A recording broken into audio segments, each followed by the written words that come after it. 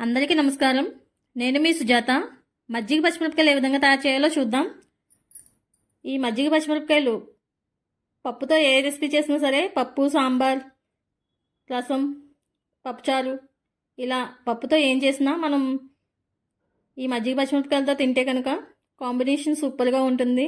ఒకసారి ట్రై చేసి చూడండి. మనం కనీసం వారానికి పప్పు అనేది 1 నుంచి 2 సార్లు తింటాం కదా. అప్పుడు మనం ఈ పచ్చిమిరపకాయలు వేపుకుంటే టేస్ట్ అయితే బాగుంటుంది.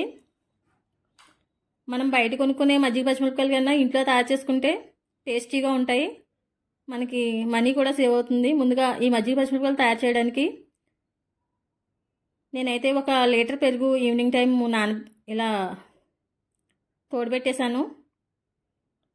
పెరుగు తోడుపెట్టిన తర్వాత ఉదయాన్నే ఇలా తోడుకుంది కదా, ఇందులో నేను 1/2 లీటర్ అయితే నీళ్లు వేశాను. లీటర్ పెరుగులో 1/2 లీటర్ నీళ్ళు వేసి ఇలా 2 గుప్పుళ్ళు కల్లుప్పు అయితే వేసి బాగా చిలకాలి.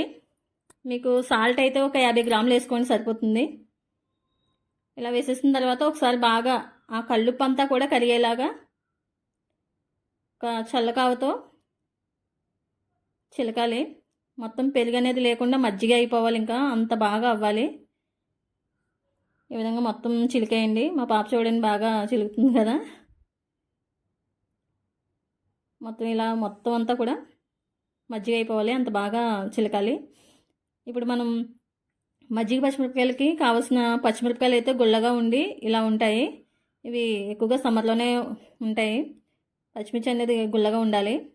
ఈ సైజు అయితే తీసుకుంటే సరిపోతుంది. నేను 2 కేజీలు అయితే పచ్చిమిరపకాయలు తీసుకున్నాను. 2 కేజీల పచ్చిమిరపకాయలకి 1 లీటర్ పెరుగు తీసుకున్నాను. ఇప్పుడు మనం ఈ పచ్చిమిరపకాయలు అనేవి శుభ్రంగా కడిగేసి క్లాత్ పెట్టి తుడిచేయాలి. వాటర్ అనేది లేకుండా తుడిచేసుకున్న తర్వాత ఒక పిన్నిస్ కానీ లేదా సూది కానీ శుభ్రంగా కడిగేసుకుని దాంతో ఇలా ఘాట్లు అనేవి పెట్టుకోవాలి. ఒక పచ్చిమిర్చికి పైనుంచి కింద వరకు కూడా ఘాటు అనేది చూడండి, నేను పెడుతున్నాను ఒకసారి. ఈ విధంగా పైనుంచి కింద వరకు కూడా ఇలా ఘాటు పెట్టాలి. మొత్తం పచ్చిమిర్చి అన్నీ కూడా ఈ విధంగా ఘాట్లు పెట్టి ఇందులో ఆ డబ్బాలో వేసేస్తాను నేను. ప్లాస్టిక్ డబ్బా అయితేనే బాగుంటుంది మనకి, మిగతా ఇందులో అయినా అయితే అంతలా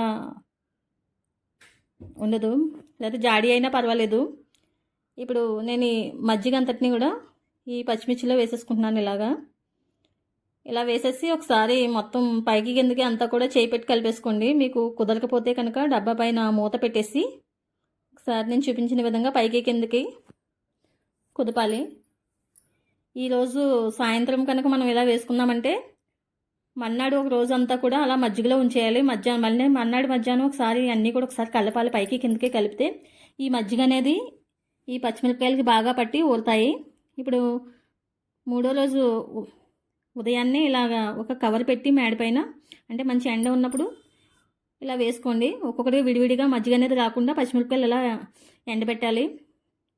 ఇలా ఎండబెట్టిన తర్వాత 4వ టైంలో తీసేసి, కొంచెం వేడిగా ఉన్నప్పుడే తీసేసి, మనం పెరుగు అనేది పైన ఎండలో పెట్టాల్సిన అవసరం లేదు. ఇంట్లో ఉంచి ఈ పచ్చిమిర్చి అనేవి అందులో వేస్తూ ఉండాలి. వేసి ఒకసారి అంతా కలిపి నైట్ అంతా నానిచ్చి మళ్ళీ ఉదయాన్నే అలాగా రోజు కూడా ఇదే ప్రాసెస్లో ఆరబెట్టాలి. మొత్తం మజ్జిగ అంతా అయిపోయే వరకు అలా ఆరబెట్టిన తర్వాత చూడండి, ఇప్పుడు అయిపోయిన తర్వాత కూడా అలా ఎండబెట్టాలి. బాగా ఎండిన తర్వాత ఈ విధంగా అయిపోతాయి. మొత్తం బాగా ఎండివ్వాలి. ఇలా ఎక్కువగా ఎండితే మనకి సంవత్సరం అయినా అలా నిల్వ ఉంటాయి. వీటిని గాలి చొరని డబ్బాల్లో మనం స్టోర్ చేసుకుంటే ఎక్కువ కాలం నిల్వ ఉంటాయి. మనకు కావాల్సినట్టల్లా ఇలా వేపేసుకోవడమే. టేస్ట్ అయితే చాలా బాగుంటుంది.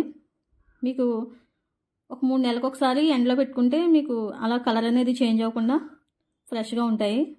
నెక్స్ట్ మీకు ఏ రెసిపీ కావాలో కామెంట్ చేయండి. వీడియో నచ్చితే నా ఛానల్